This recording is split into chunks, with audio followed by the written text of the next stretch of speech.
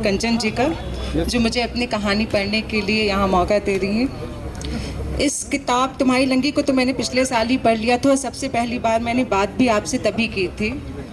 इस किताब को कंचन जी ने जितनी खूबसूरती से इसमें प्रेम लिखा है, उतने ही शफाफ अंदाज से इसमें दर्द भी बयां किया है।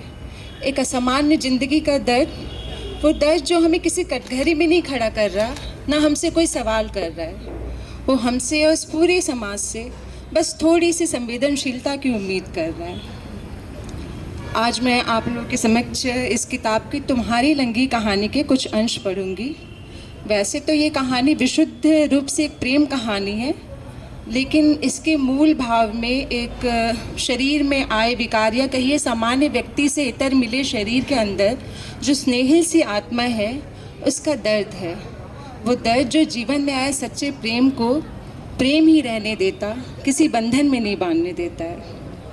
इस कहानी में एक लाइन है जिसमें वो कहती है, अरे लंगड़ी बोलना कठिन होता है ना, तो लंगी ही बोलते हैं लोग मुझे। ये लाइन अपने आप में ही कितना बड़ा दर्द है कि इस पूरी कहानी में कहीं भी नायिका का नाम नहीं लिया गया है। उसने किस तरह अपने कॉलेज की पढ़ाई पूरी की है, इसके कुछ अंश मैं आपके सामने रखूँगी। इस नायिका के एक दोस्त है माधवी, जो हर समय उसके साथ रहती है। भैया जी, इसके पैर में दिक्कत है, रिक्शा अंदर जाने दीजिए। माधवी अनुनय कर रही थी, नहीं, रिक्शा अंदर जाना अलाउ नहीं है। कैसी बात कर रहे हैं, इतनी कारें स्कूटर सब तो जा रहे हैं, वह सब स्टाफ हैं, गार्ड ने रुखाई से कहा।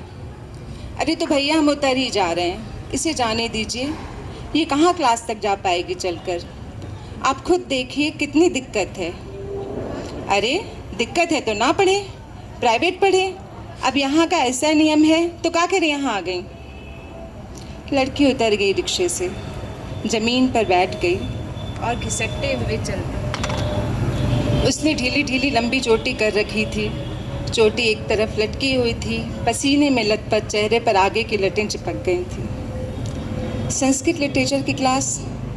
बड़ी सी कॉलेज फील्ड खत्म होने पर जब क्लासरूम की रो दिखाई दी, तब माधवी ने पूछा, ऊपर है, कहते हुए एक लड़की आगे बढ़ गई। माधवी का चेहरा रुआंसा हो रहा था।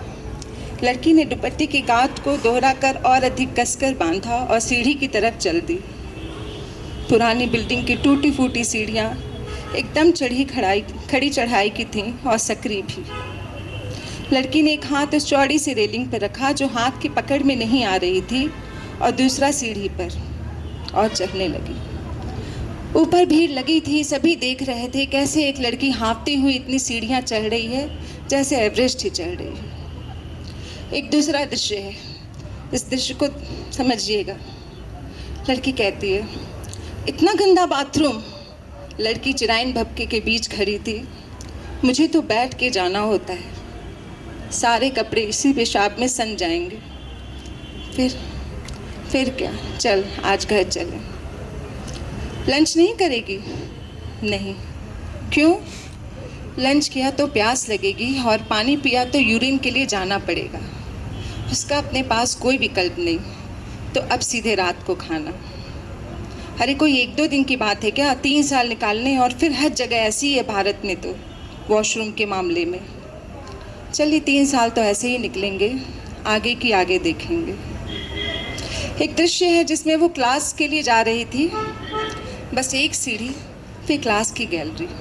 सोचती ही लड़की अचकचा गई, पैर फिसल गया। लड़की सीधे पहली सीढ़ी की शुरुआत वाले फर्श पर पड़ी थी। दर्द के कारण उठने से पहले कमर चिलक गई थी। फिर माधवी के कंधे पर हाथ रखकर चल दी दोबारा सीढ़ियों की ओर। माधवी ने कहा, पागल रहने दे, चल घर चलते हैं। सुषमा मैम आज कादम्बरी खत्म करके नोट्स लिखवाएंगी, उसने कराहते हुए कहा और सीढ़ियों पर बैठ चली। क्लास के दरवाजे पे खड़ी लड़की को मैम ने घूर कर देखा। बाहर जाइए। मैम, आज आखिरी सीढ़ी पर पहुंचकर गिर गई थी, ये काफ़ी चोट भी आ गई, लेकिन आप आज नोट शुरू करेंगी इसलिए आई है। थोड़ा पहले निकला करो, जब ऐसी स्थिति है तुम्हारी तो गिर तो जाओगी ही, लेकिन इतना पहले निकलो कि उस सब के बाद भी समय पर पहुंच सको। तुम्हें तो पता है कि मेरी क्लास में अनुशासन बड़ी चीज़ है। अंदर तो नहीं बुला सकती मैं तुम्हें। एक दृश्य, आखिरी दृश्य आपके सामने पढ़ूंगी, जो दृश्य मुझे बहुत रुलाया था। इस दृश्य में लड़की अपने पिता के साथ बस पर चढ़ रही। बस की सीढ़ियाँ काफ़ी ऊंची होती हैं पापा, मैं भीड़ के साथ झटके में नहीं चढ़ पाऊंगी। आप सिर्फ बस वाले को थोड़ी देर के लिए मना लेना, फिर मैं किसी भी तरह चढ़ ही जाऊंगी। मैं गोद में लेकर चढ़ा दूंगा गुड़िया, तो चिंता मत कर। नहीं पापा, आपकी तो खुद की भी कमर झुक गई है अर्थराइटिस से। मेरे ऊपर पैसे खर्च करने के कारण आप खुद का इलाज भी तो नहीं करा पा रहे। आप बिल्कुल परेशान मत होना, केवल बस को रोक देना, शायद इस जगह सिलेक्शन हो ही जाए। बस के रुकते ही एक दूसरे को थकियाती मुकियाती भीड़ बस पर चढ़ते चढ़ते एक दूसरे पर चढ़ी जा रही थी। कुछ लोग चढ़ भी नहीं पाए और बस चल दी। दूसरी बस के आने पर कुछ ऐसा ही हाल था। वह अधेड़ व्यक्ति जो लड़की के पिता थे, बस पीट कर ड्राइवर का ध्यान अपनी तरफ लेना चाह रहे थे। ड्राइवर साहब, जरा सा रोक लीजिए, बेटी के पैरों में समस्या है, थोड़ा आराम से चढ़ पाएगी। अरे भैया, तुम लोग भी इसी में चले आते हो, वैसे ही देर हुई जा रही है, चलो बैठाओ। पिता पुत्री के हाँफते डांटते प्रयास खींचतान के बाद किसी तरह लड़की उस बस पर चढ़ गई। चलो यार, एक तो विकलांग सवारी जब चढ़ जाती है तो बड़ी आफत हो जाती है। ए रामपाल, टिकट बना लेना, एक विकलांग सवारी है। बस से उतरते समय का एक दृश्य है। जल्दी करना यार, चढ़ते समय जितनी देर ना लगाना, हमें समय पर रिपोर्ट करनी होती है। आप लोगों का क्या है, बस बोल देना है।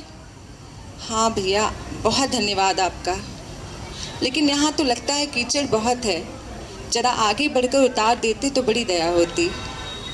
आप लोगों को उंगली पकड़ाओ तो पहुँचा पकड़ने लगते हो, इसीलिए तो कोई बस ड्राइवर रुकता ही नहीं विकलांग सवारी देखकर। अब दिमाग ना खराब करो और उतरो यहीं। अरे भैया, लेकिन तुम खुद ही देखो, उतर रहे हो या आगे बढ़े हम।